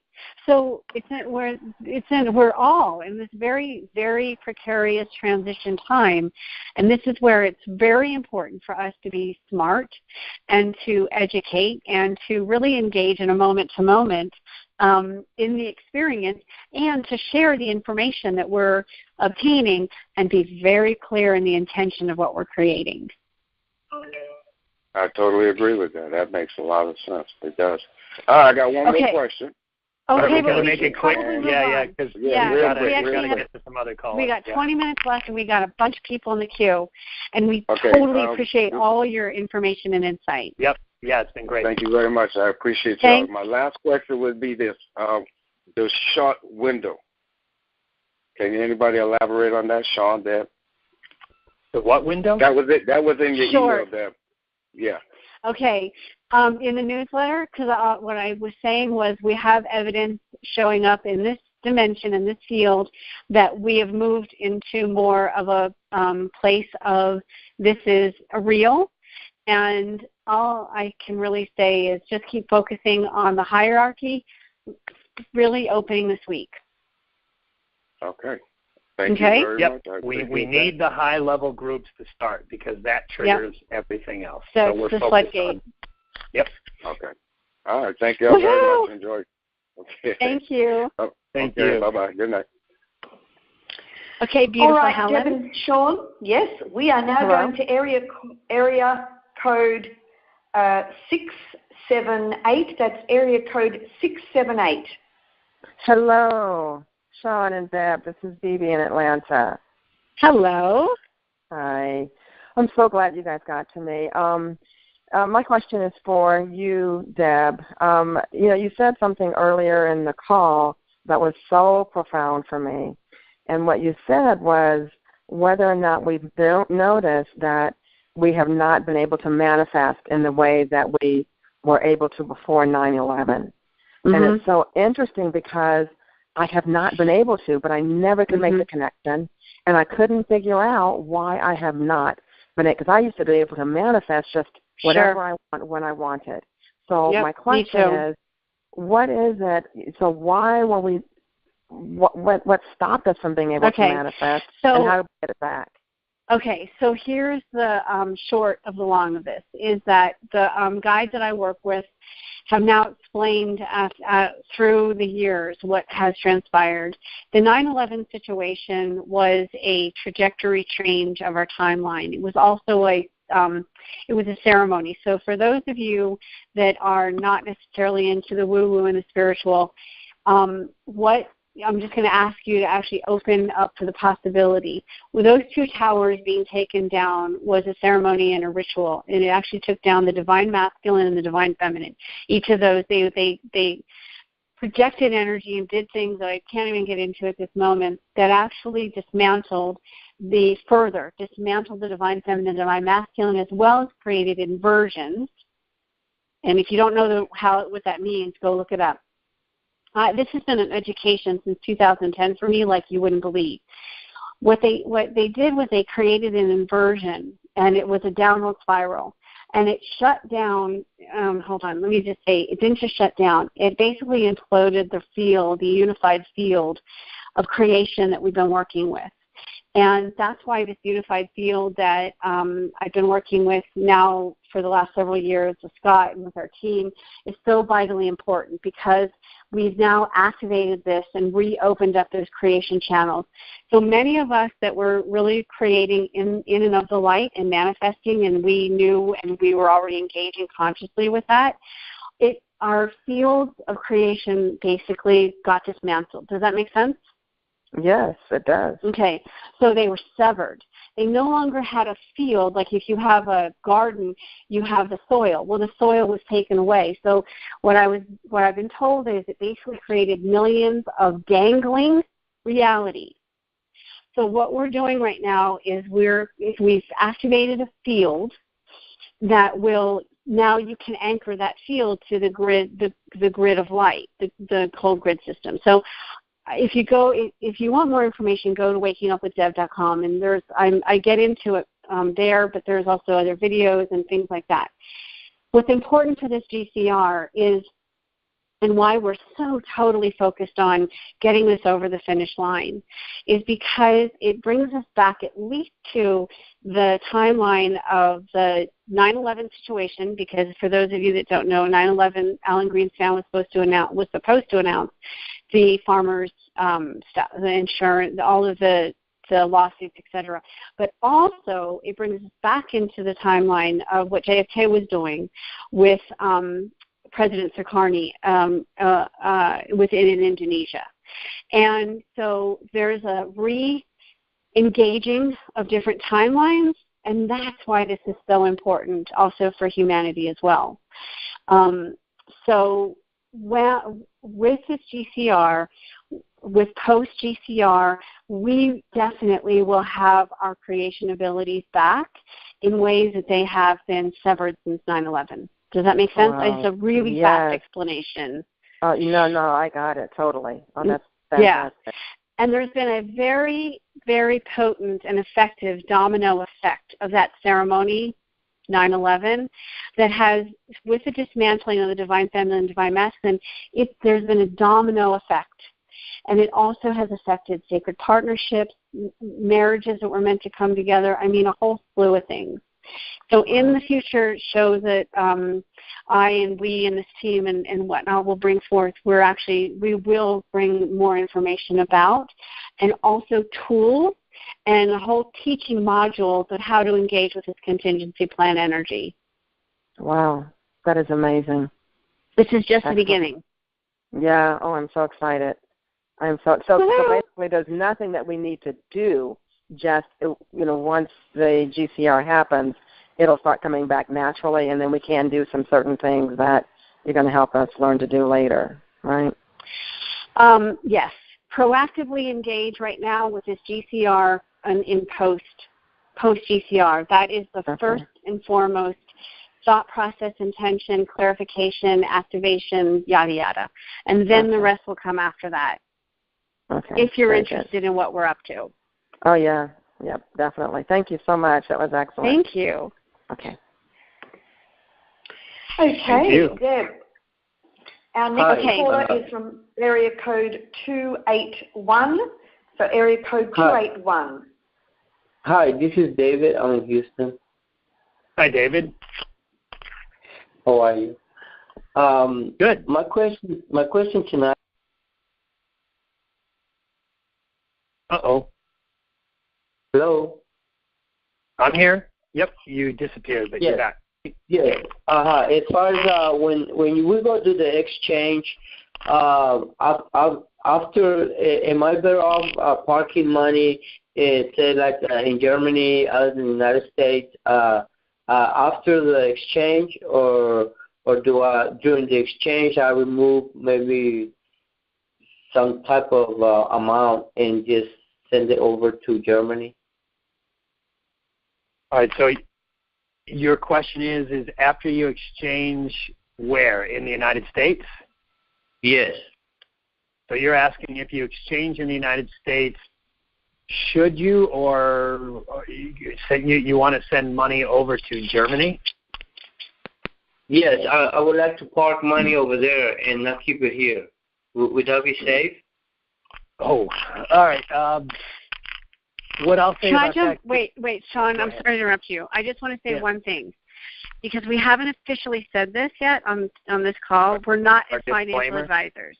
Yes. Yes. I was just about to say that. Yeah, so just so you recognize, we're not professional financial advisors, and I cannot predict the future of markets and where it's safe and where it's not. But the fact that you're asking if you should send it to Germany being safe, meaning you might believe that the U.S. is not safe. Is that correct? Well, it's more for an investment, but because I will be investing money also in Brazil in coconut water. Okay. All right. Awesome. I love coconut water. All right. So love coconut water. Yeah. Yes, you do actually, more than me. So I wouldn't. Again, I'm not a professional advisor, and the term "safe" is my money safe. That can mean a lot of different things.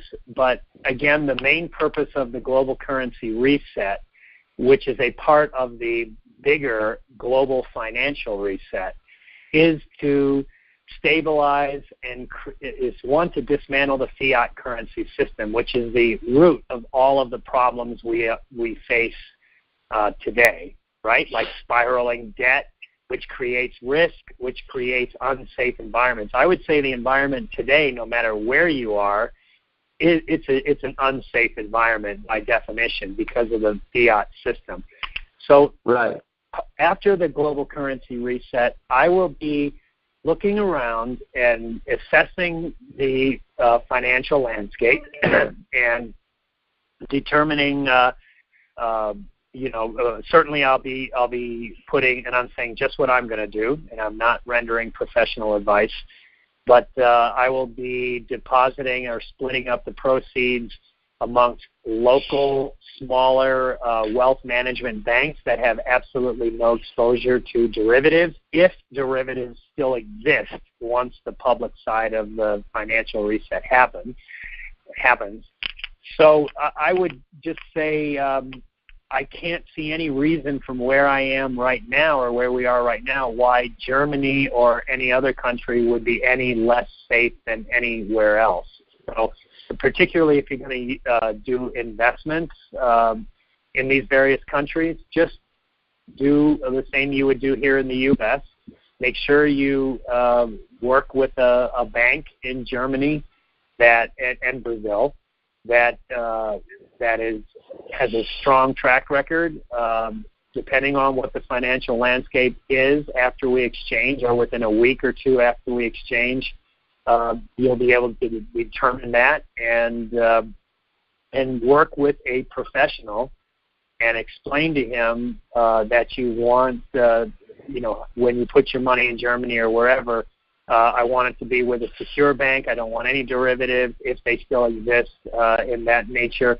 Or I basically want it to be a safekeeping haven where it's not being used in the global casino system, if that still exists. I have to keep saying that because we don't know.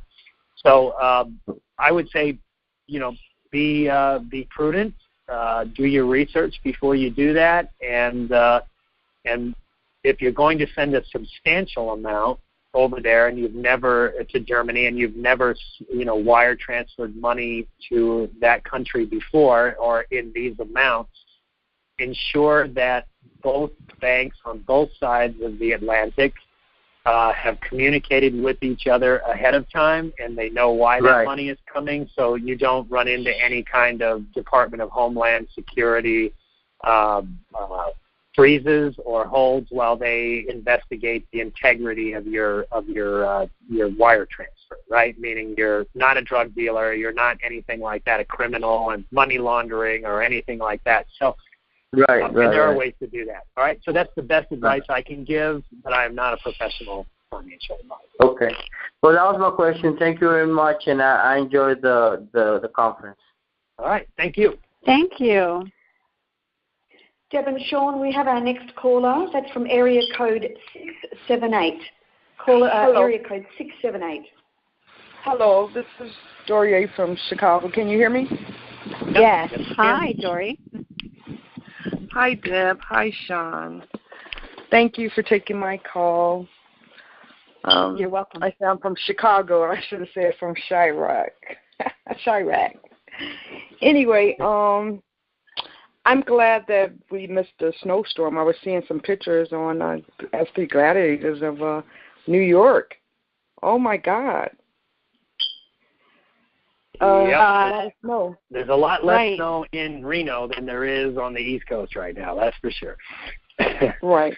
Well, my question is,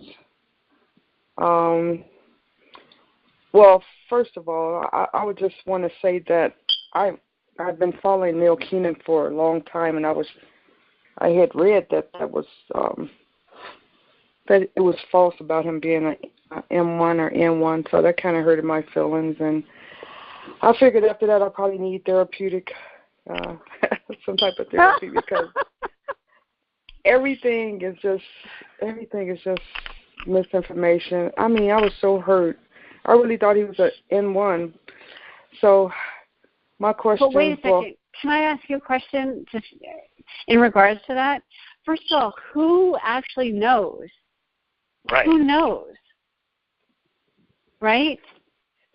And well, I just read something recent. Just yesterday, I was reading about what he's doing, but I'm still going until I actually, for me personally, until I see some evidence.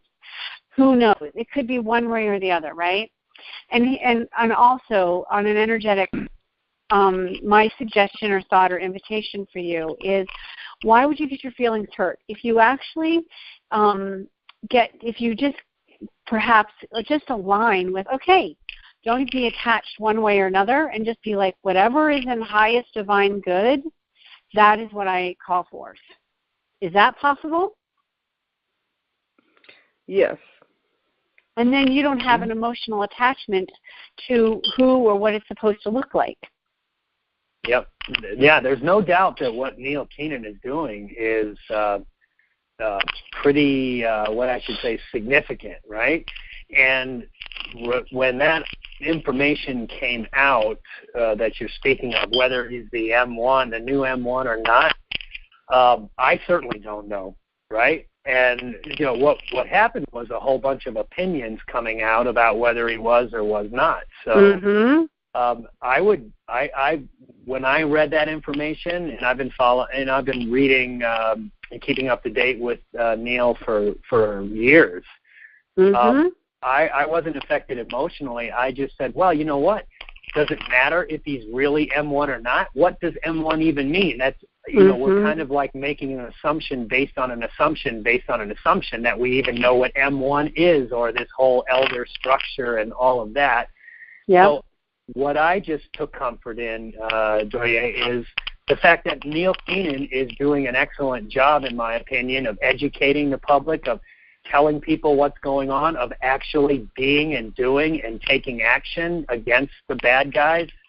And so I take a lot of comfort in the fact whether he's some label or some name or some designate or whatever, he's still done a tremendous job for humanity. And he is definitely connected back with the Indonesian, going back to JFK and Suwarno and all of that. He's clearly involved. So I don't put you're absolutely I don't put much weight on what title he is or what not. I'm just appreciative for what he's done so far and what he continues to do every day. So I would take comfort in that. Okay, my question for you, Sean, is that the Nixon aired on TV in 1971 that the gold was coming off of the Fiat dollar, and he had, you could probably find it on YouTube. I don't know if you've seen it or not. It was an 8-minute television air. He sat down for 8 minutes and was telling the people. However, I don't think anybody paid any attention or really knew what the effect was taking the gold off the money. Did you ever see that video, anybody, for 8 minutes? Well, I don't know if you were born then. I'm sorry. I actually remember. Yeah, I was very young, but I still remember when he did that announcement, right? Because my parents were talking about it a lot. And unfortunately, you're exactly correct. I think it's actually it's a shame that most people in the world have no idea what the difference between gold-backed currency and fiat currency is. I don't think I could ask 99 people on the street what's a fiat currency. They have no clue. No, I agree. And that is sad, and that's part of what we're doing here, and what a lot of people and people like yourself, Doria, and all the callers we've had over these weeks and tonight. I mean, we have a great audience. Don't you agree, Deb, in terms of what they know and what their education, on these issues are? Yep. And so you're right, and that's, I think, part of the global architectural plan in this GCR is the reason the markets are in a soft collapse now, the reason there's so much attention being paid to what's called the currency wars in the Wall Street Journal and other types of publications, and all the chatter about what's happening in the world right now and over these past weeks, what makes it so exciting and why I say you're watching the GCR happen right in front of you, but only we, the new 1%ers, the people on this call, and even many in Donarland in general, actually know what this is all about and why this is happening. So I believe that when it's all said and done, when they announced that we're going back to a gold-backed currency system around the world, everyone is going to wake up and say, well, not everyone, I can't say that, but a lot of people are going to wake up and say, wait a minute, what was the deal with the system we had before and why did it change? And I think that's going to bring a lot of things to the forefront, and that's when we start getting into the disclosure level. What do you think, Deb? Definitely, and that it's going to be a transition time. The next couple of years, I feel, is going to be just one event after another, based on the information I'm getting from my guides. Is disclosure is definitely not just going to be about extraterrestrial stuff. It is going to be about the deception and all of the things that have created this enslavement matrix. And those of us that are aware of what's been going on are now going to be really there to be way showers and to be supporting in a leadership role for this entire transition time. Yep. Okay, well, Deb, okay, I'm going to close on one note, and that is to you, Deb, and I'm going to yield, and you can, do you, because I remember you saying that you used to be, I guess, director or producer. What is your take as far as I was told and learned years ago that Steven Spielberg was in on 911, and he did film the whole thing, and him and a million other people, especially George Stephanopoulos and all of that. And I really want them to be, taken down. So I just wanted your take on Steven Spielberg. I don't know anything personally. I don't know anything about Spielberg being involved in 9/11. Oh, you don't? I don't. No. Actually, I find that pretty surprising. I've never heard that I do before. too, yeah. You didn't hear that the night before 911 that they were all there with the film and all set up and stuff? No. But, with the filming and, where they did it. I don't think so. Like the airplanes were going, yeah. Anything is possible? I don't know. Yeah.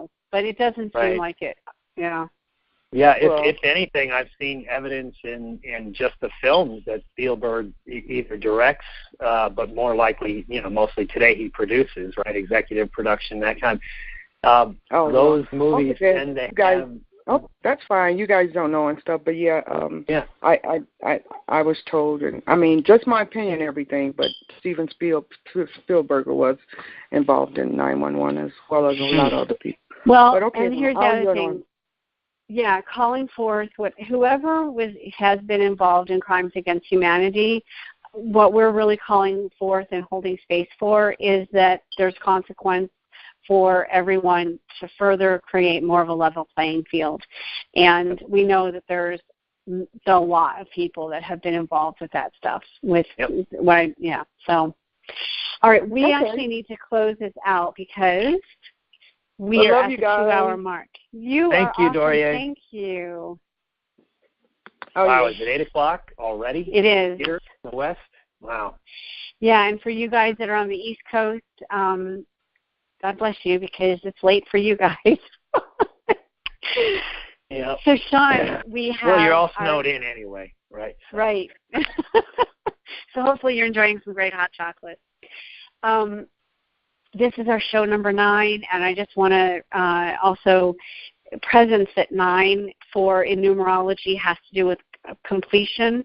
So I thought that it was apropos that we're calling forth for the dismantling and for this to be our last Fiat weekend, and that the 9 represents completion. So I would say all of us focusing on the completion of that system as we move into the new paradigm and a system that really is for the betterment of humanity and is filled with transparency. And all of you guys have been absolutely awesome. Sean? Yeah, I agree. I'm all with the completion and the 9 and the our last weekend in the Fiat system, whether it's public knowledge or not, right? Once these exchanges begin, that's a pretty strong evidence that we're getting out.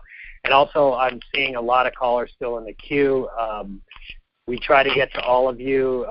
We feel bad when we can't get to everyone, but we have to keep these calls to our 2-hour slot. And just keep calling in again on future shows, and we'll do our best to get to you. So thank you very much, though, for being a part of this call. And Helen, thank you for being our support here with the board and the callers. Did a fabulous job. My pleasure, and congratulations on another brilliant show and brilliant information as always. Thank you. Thank you. And as always, we're in this together, and let's go. Let's rock and roll this. Thanks, everybody. Absolutely. Thanks, everyone. Have a great week. Bye.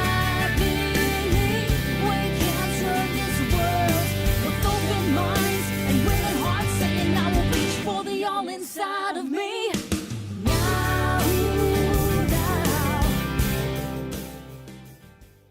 Really conscientious on the other end. So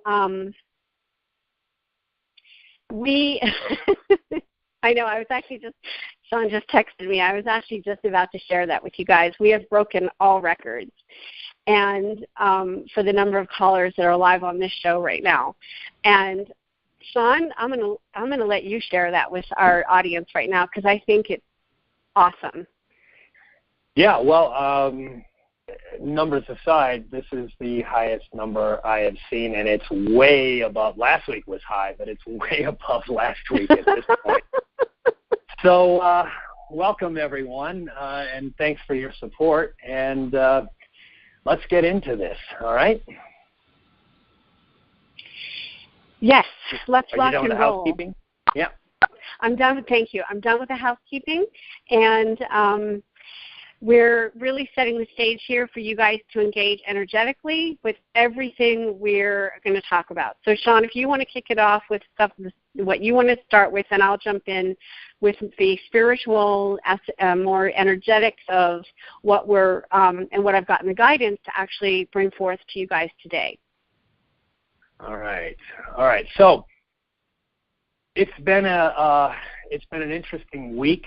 I have to admit that I've been quite at a choice point in terms of what to discuss here, and keeping it concise and brief in terms of where we are in the GCR and how that relates to what is our role in this, which is the exchanges becoming the new 1%ers, and then creating, co-creating, all of us, the new world, free from all of the, well, is this a rated G show? I'll just say free of all the crap that we've all been dealing with in the financial and governmental systems on the planet for the better part of, 100 years, and then going back even farther than that.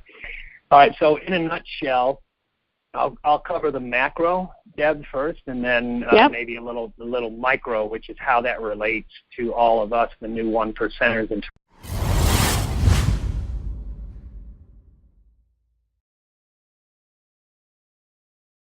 Hey, everybody. Welcome to our Sunday night show. This is Deb, and I'm here with Sean Michael. Hello, 1%ers. Excellent. And today is our January 24th, 2016 show. That's our U.S. date. And if you are here for the Let's Talk GCR RV and the Great Shift with Deb and Sean, then you're in the right place. And we are grateful that you're here, and we acknowledge that we are all in this together and that we have the intention of the highest good for all of this to unfold here as we engage with all this information and inspiration. Now we have a new person to introduce, and this is somebody who has been a very dear friend for the last couple of years, as well as done spiritual work with me. And she is jumping in to work with you guys as we open up the Q&A.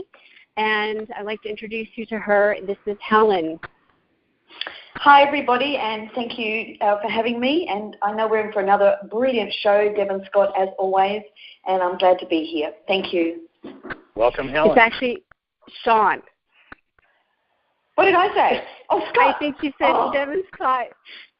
I'm complete. It often is Deb and Scott, right? Well, a big shout out to Scott, but really I'm thrilled to be on this show with Deb and Sean. So thanks very much, everyone. And Scott is actually present here. He's on instant message with us as well. So you guys are surrounded by an amazing group of people, team of people who are completely dedicated in every way, living, breathing, and aligning with this global currency reset. And that's the absolute intention of this show, and for engaging with you guys, and really to create a foundation for connecting the dots for so many of the global things that have been going on the planet, as well as really creating a space and holding a very clear Friday, but I don't follow, one day after, one day to day kind of looking at that. It's the trend we want to see. And then, so the oil issue and how that relates to the GCR, and then also interconnected with that, we are watching the pegging, currency pegging, which to the dollar. So many may or may not know that a lot of currencies around the world, particularly in emerging markets, are pegged. Their currencies are either pegged to the U.S. dollar or they're pegged to the euro, or more and more now looking at pegging. If you're in Asia, you're pegged to the Chinese yuan or the Hong Kong dollar, something of that nature. So we're following those two key things in the macro. The trends are blatantly obvious. This beginning of this year, the month of January 2016, has been the worst month, beginning of the year, January, of any year in recorded history, in terms of markets going into what I like to call a soft crash globally, and also look at the price of commodities, imploding, particularly oil, and that type of thing. So let's just connect real quick. I'm not here to do lessons in economics or anything like that. However, many are wondering why the price of oil is important in this, and why has it been going down. From the info and the research I've done, and the opinion that I've formed, is that the price of oil is a key component of the overall architectural plan of the global currency reset. In that is what is one of the key things related to oil that that's inside of the Fiat system. That would be the petrodollar. And for many years, and shortly after World War II, all oil transactions have to be reconciled in U.S. dollars, right? And the main supporter of that has always been Saudi Arabia, aligned with the U.S. So as the price of oil continues to drop, it has a major effect on currency in terms of the exchanges and that type of thing. And before we even go on, Sean, do you want to explain why you're saying one percenters, so that for the new people that may not have heard the last show, that they understand what that means? Yeah, I'm fully in resonance with the phrase we kind of started using last week, that we are the new one percenters. Of course, today in the fiat currency world, we all know who the one percenters are, as we continue to watch reports in the mainstream media and business sites where the top 1% of persons in the world appear to be accumulating greater and greater portions. So it's like the top 1% owns like 78 or 82% of the world's resources and wealth, right? So that's all going to be dismantled in short order. I'm not saying being wealthy is a bad thing. It's just how much is enough and how much can be manipulated. So I believe, we are the new one percenters in the coming shift. And when the fiat system is dismantled, as well as some of the, we also talk about the sovereignty area, and particularly for the U.S., the new republic, going back to the organic constitution, which has always been there, but it's not being used right now. So I like the vibration of saying we are the new one percenters, and we're going to be the ones responsible for creating the new world that we foresee. So I think that covered that. Yeah. Anything else? Okay. All right, so let me jump in. There's two main, in the macroeconomic or macro GCR situation, we have let's see, I've been following very closely two key things. Why oil has plummeted. We all know oil has been going down, down, down. It hit a new low, I think a new 10-year low, or maybe more than that, reaching, $27 and change over this past week per barrel, and it ticked up a little bit on intention for this global currency reset to manifest into this dimension and into our reality. Now, a couple things before we get into the subjects that we're going to touch upon tonight. One is replays of this are available on YouTube. Everything that you would perhaps want to engage with is over at the website wakingupwithdeb.com. We have a community that we have started. We'll be opening up the membership again in about a day or two. And we also have the YouTube channel has these replays as it's basically a video, but it's an audio that's turned into a video. Sean is very knowledgeable and has been involved with this for, as many of us, for many years. And so, Sean, as we engage with this show today, and the title of the show is Making This Our Last Fiat Weekend. So we have a very clear intention that we are focusing on a timeline, that we move into the space, that this is our last weekend of being involved with the Fiat system. So the other thing is, once we set the context of some of the things that we want to share with you guys, we will open up the Q&A, and we will take callers and go from there. And here's the thing about that. Here's our housekeeping, is that if you come on live, that we ask that you only share your first name, that you don't share your last name.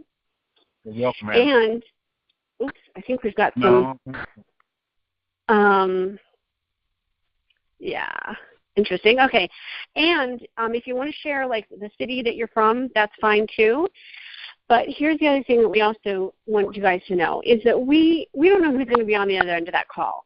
We're asking for you to be conscientious and to be respectful of the time, and perhaps even just maybe because we have found that we have quite a few people in the queue on our calls, and we're going to be keeping this call and the show to 2 hours.